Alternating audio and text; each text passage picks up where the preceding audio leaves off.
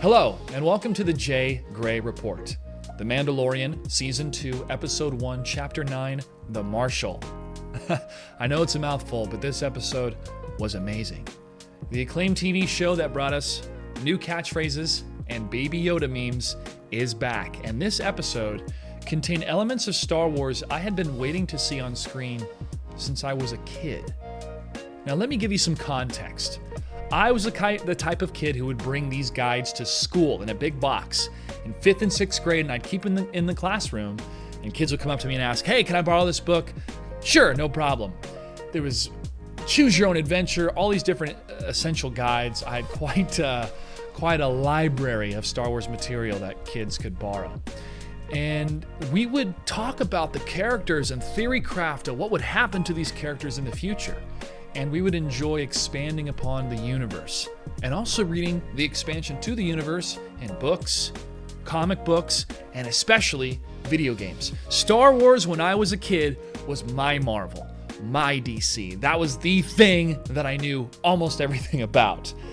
After my amazement at how much they got right with the first season, I trust Star Wars is in good hands. When those hands are Jon Favreau and Dave Filoni. Let's take a look at Dave Filoni's understanding and beautiful presentation about why the moment in the prequels, the Duel of the Fates, is so important. In Phantom Menace, you're watching these two Jedi in their prime fight this evil villain. Maul couldn't be more obviously the villain. He's designed to look evil, and he is evil, and he just expresses that from his face all the way out through the type of lightsaber he fights with. What's at stake is really how Anakin's going to turn out, because Qui-Gon is different than the rest of the Jedi, and you get that in the movie, and Qui-Gon is fighting because he knows he's the father that Anakin needs, because Qui-Gon hasn't given up on the fact that Jedi are supposed to actually care and love, and that's not a bad thing. The rest of the Jedi are so detached, and they've become so political that they've really lost their way, and Yoda starts to see that in the second film, but Qui-Gon is ahead of them all. And that's why he's not part of the council. So he's fighting for Anakin, and that's why it's the Duel of the Fates. It's the fate of this child.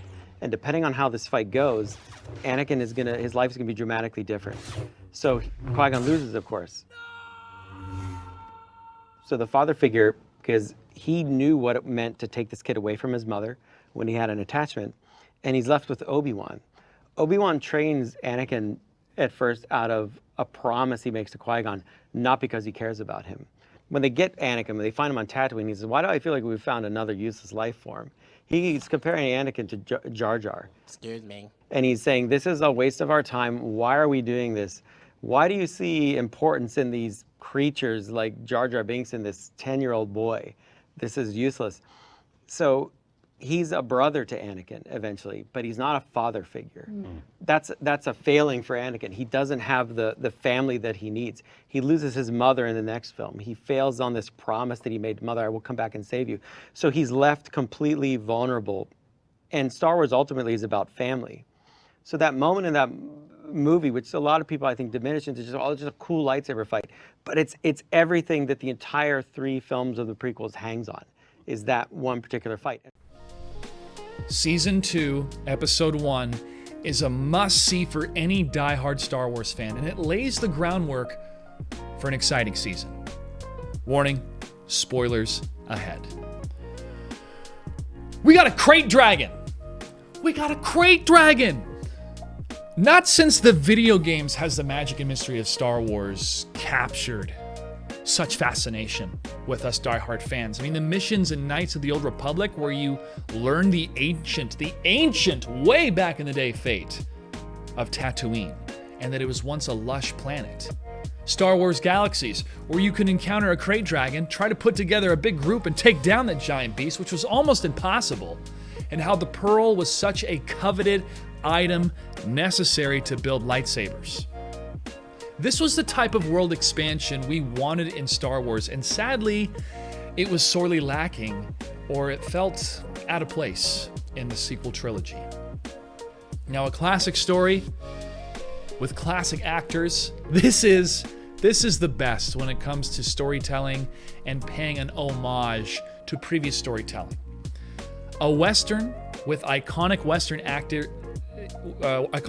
actors is such an homage to classic television, and having a marshal that was such a straight shooter. You know, he respected and cared for his people, and he kicked ass in the Mandalorian armor. It was simple yet refreshing.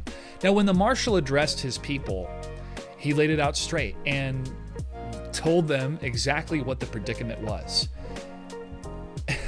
And it showed how truth and honesty is such a valued quality in a good leader. So we also got to see more of the Tusken Raiders, their culture, on camera, and the communication and teamwork between them, the warring factions with the settlers, made all the stakes that much higher, building into the end of the episode. Now, I marvel, I really do, at the intricate balance the creators are able to maintain by making this family-friendly, yet at the same time, the significant danger. This is the magic of Star Wars. This is the same franchise that cut the main character's hand off and threw it down a shaft in the sequel. The build-up pays off in the third act, and we are treated to one hell of an action set piece with rocket packs in use, 2 of them. Now, it took me a bit to recognize that was Boba Fett's armor. But once I realized what I was seeing, there was such an elation to the level that I was surprised. There it is! Pieces of a character I had been waiting to see on camera since, the majority of my life. The majority of my life. The Sarlacc was eaten by the dragon. The Mandalorian armor is very durable. Very, very durable. Chances of survival better than most for the man behind the armor, Boba Fett.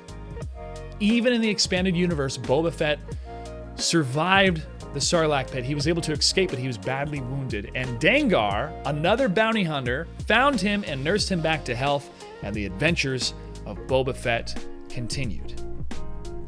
But here, in the final reveal, the final moment of the episode, we have a nomadic Boba Fett with weapons and cloak, fitting for his surroundings. Now, Boba Fett is not a Mandalorian. He is a clone of Jango, who's a bounty hunter that adopted the Mandalorian armor to better suit his trade. So what type of relationship will be presented between Boba, his armor, his past, and is he seeking revenge or something greater?